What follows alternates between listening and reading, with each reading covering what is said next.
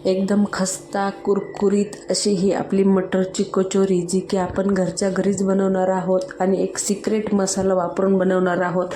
म्हणजे अतिशय चवदार अशी ही घरच्या घरीच मटर कचोरी जी आहे बनली जाईल.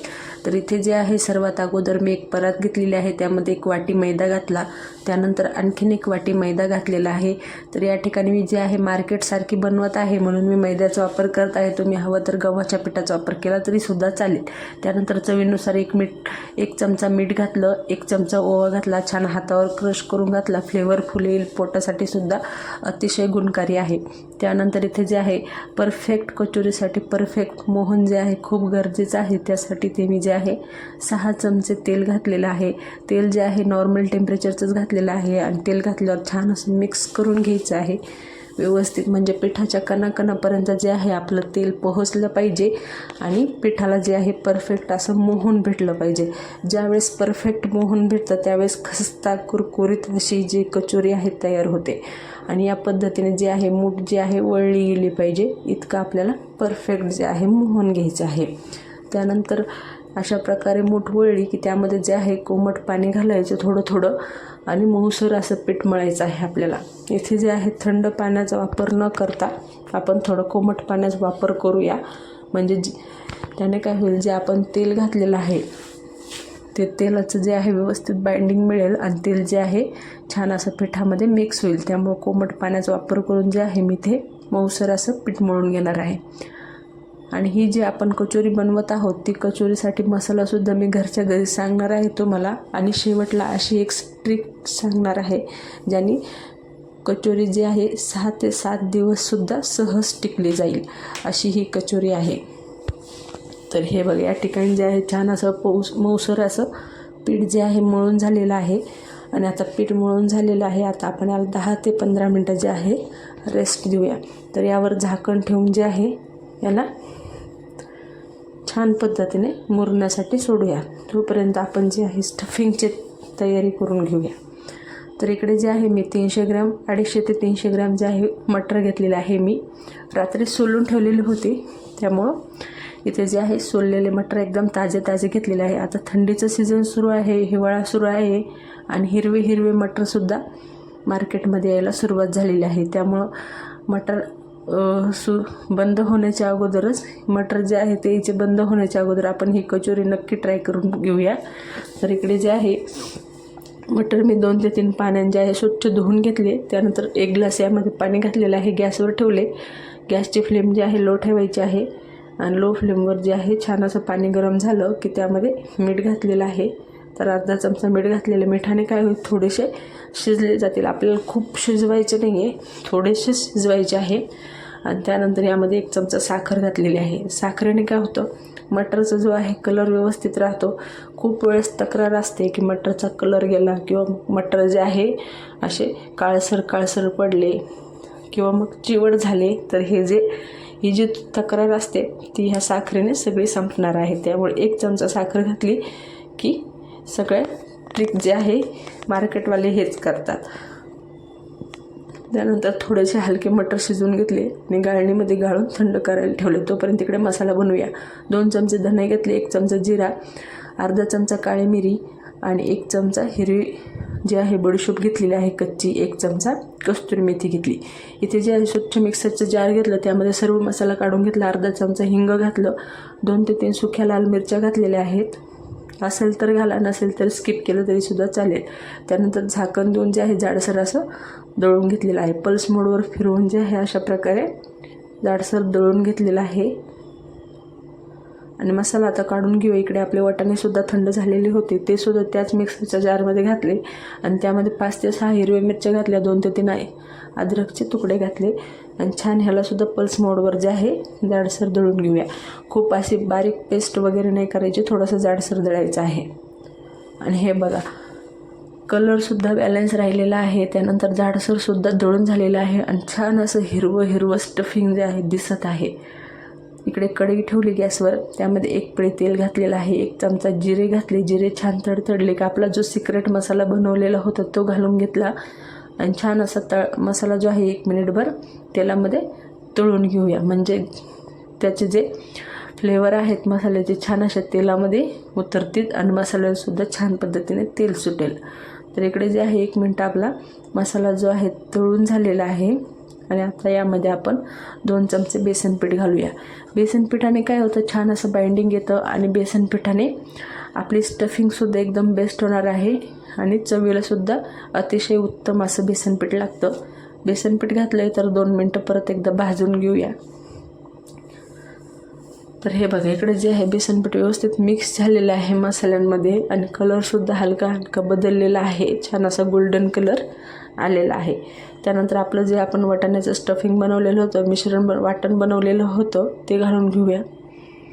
ते सर्व घालून झालं की व्यवस्थित असं मसाल्यामध्ये मिक्स करून घेऊया. आणि हे बघा, आपण मसाल्यांमध्ये जे वाटण जरी घातले तरी पण वाटाण्याचा कलर हिरवाचे हिरवा आहे.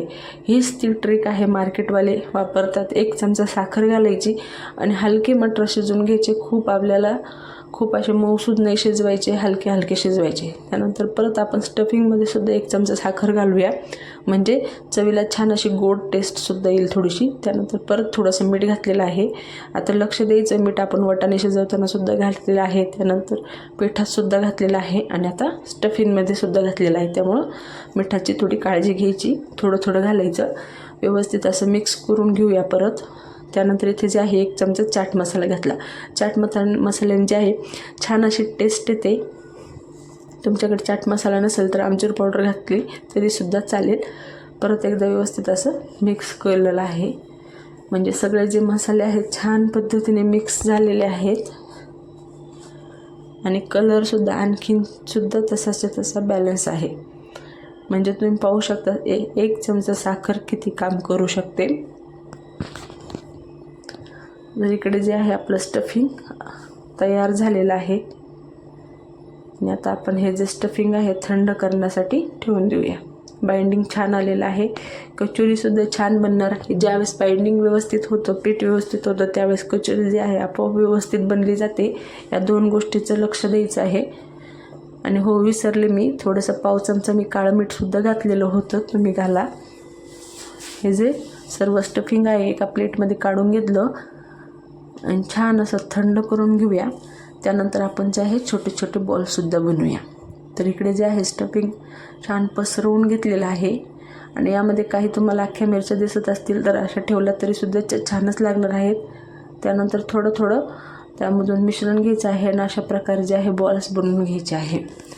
आता तुम्हाला किती मोठी कचोरी करायची, किती छोटी करायची त्या पद्धतीने बनवा, पण ही जी साईज आहे ही परफेक्ट आहे. याच पद्धतीने बनवा, म्हणजे तळायलासुद्धा सोपी जाते, खायलासुद्धा सोपी जाते आणि दिसायलासुद्धा सुंदर दिसते.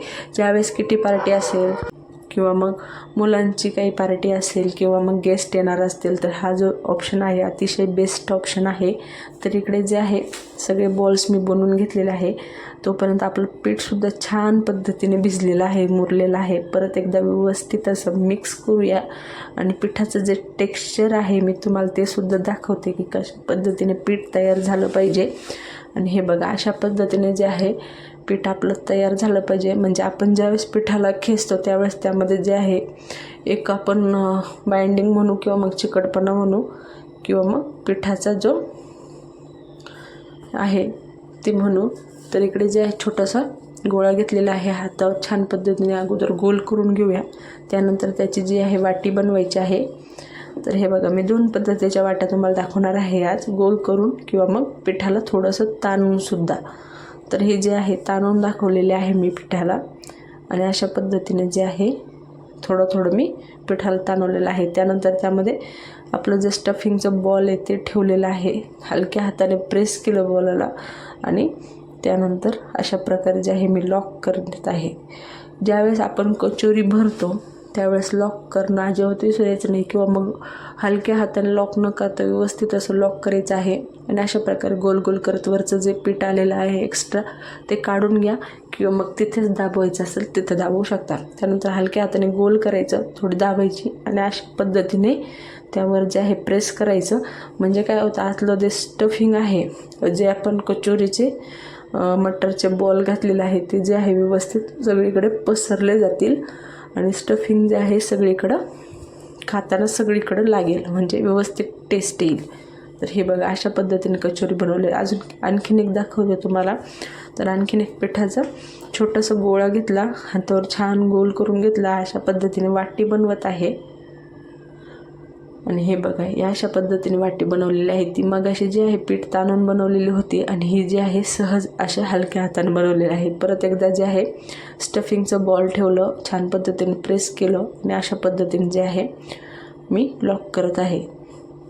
लॉक करणं खूप गरजेचं आहे, कारण तेलामध्ये फुटू नये म्हणून व्यवस्थित लॉक केली तर जे आहे तेलामध्ये अजिबात फुटणार नाही किंवा मग आपलं तेलसुद्धा खराब होणार नाही किंवा मग आपली कचोरीसुद्धा वेस्ट जाणार नाही. जे वरती एक्स्ट्रा पीठ आलेलं आहे ते काढून घेतलं, परत हलक्या हाताने दाबून घेतलं आणि तशीच प्रेस करून घेतली जशी मी अगोदर केली होती. म्हणजे काय होतं, स्टफिंग जे आहे सगळीकडे व्यवस्थित पसरलं जातं. ही जी कचोरी आहे 5 ते 6 दिवस सहज टिकली जाते. त्यामुळे तुम्ही एक्स्ट्रा जरी बनवून ठेवली तरीसुद्धा चालेल. आणि जर तुम्हाला गरम गरम खायला आवडत असेल तर ह्याचं जे स्टफिंग आहे ते तुम्ही 3 ते 4 दिवस फ्रीजमध्ये स्टोअर करून ठेवू शकता. किंवा मग मसाला जो आपण बनवलेला होता तो 6 महिने टिकतो, त्यामुळे तो मसालासुद्धा बनवून ठेवू शकता. तर इकडे जे आहे सर्व मी कचोऱ्या ज्या आहे बनवून घेतलेल्या आहे अशा पद्धतीने. आणि सगळ्या ज्या आहे व्यवस्थित लॉकसुद्धा करून घेतलेल्या आहे. आणि दिसत आहेत ना मस्त अशा गोल गोल टुमटुमीत अशा कचोऱ्या. आणि तळल्यावर तर आणखीन टुमटुमीत होणार आहेत बरं का. तर इकडे जे आहे तेल तापायला ठेवलं. तेल जे आहे आता खूप कडकडीत गरम नाही करायचं आहे, हलकं गरम करायचं आहे. हे बघा इकडे जे आहे मी पिठाची गोळी टाकून बघितली. गोळी टाकल्यावर जे आहे हलके बबल्स आले.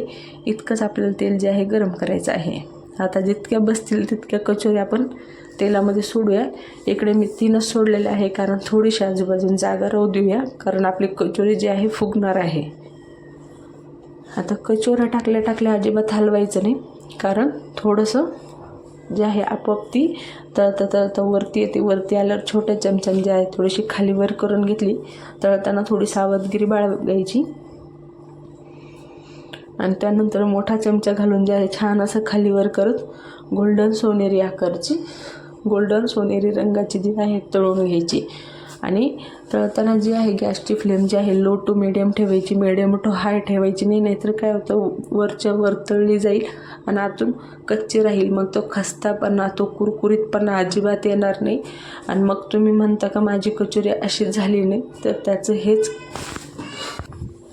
हेच ते कारण आहे जे तुम्ही पाळत नाही. आणि मग ती कचोरी जी आहे फुगत नाही किंवा मग खस्ता बनत नाही, नुसती अशी एकदम चिकट लागते. तर गॅसची फ्लेम लो टू मिडियम ठेवायची. आणि सर्व कचोऱ्या जे आहे मी ह्याच फ्लेमवर तळून घेतलेल्या आहे. आणि अशा पद्धतीने जो आहे गोल्डन कलर आला की आपल्या ज्या कचोऱ्या आहेत तयार झालेल्या आहेत. एक एक छान अशा निथळून काढून घ्यायच्या. आणि हे बघा काय सुंदर सुरेख असा कलर आलेला आहे. त्यानंतर दुसऱ्यासुद्धा टाकून घेतल्या आणि ह्यासुद्धा तशाच पद्धतीने तळून घ्यायच्या आहेत. तर ह्यावेळेस मी 4 घातलेले आहेत. आणि त्याच पद्धतीने लो टू मिडियम फ्लेमवरच तळून घ्यायच्या आहेत. लगेच घातल्या अजिबात टच नाही करायचं. थोड्याशा वरती आल्या की मग खालीवर करायच्या. आणि या पद्धतीने जे आहेत सर्व कचोरी जे आहेत तळून घ्यायचे आहे लो टू मिडियम फ्लेमवर. नाहीतर मग काय होतं, व्यवस्थित तळल्या जात नाही, खायला व्यवस्थित राहत नाही आणि टिकायलासुद्धा त्या टिकत नाही. अशा जर या पद्धतीने तळल्या तर 5 ते 6 दिवस, 6 ते 7 दिवससुद्धा सहज टिकल्या जातील. आणि हे बघा इकडे छान पद्धतीने सर्व कचोऱ्या तळल्या आहे. त्यानंतर सोबत काही मिरच्यासुद्धा तळून घेतल्या. आणि अशा प्रकारे जे आहेत आपल्या कचोरी, मटर कचोरी जी आहे तयार झालेली आहे. कांदा कचोरी, बटाटा कचोरी, मूगडाळ कचोरी आपण नेहमीच खातो, पण एकदा मटर कचोरीसुद्धा ट्राय करा. लहान मुलांपासून मोठ्यांना नक्की आवडेल. आणि स्टोअर करूनसुद्धा ठेवू शकता. अशा प्रकारे छान असं स्टफिंग भरलेली कचोरी आहे. तुम्ही याला सॉससोबत, चिंचेच्या चटणीसोबत एन्जॉय करू शकता. अशा प्रकारे फोडून मस्त त्यावर चिंचेची चटणी घालून अशाच पद्धतीने मार्केटमध्ये दिली जाते आणि त्या पद्धतीनेच आपल्याला फार आवडते. तर अशी जी आहे आपली मटर कचोरी तयार आहे. रेसिपी आवडली असेल लाईक शेअर करा. चॅनलवर नवीन असाल तर सबस्क्राईबसुद्धा करा.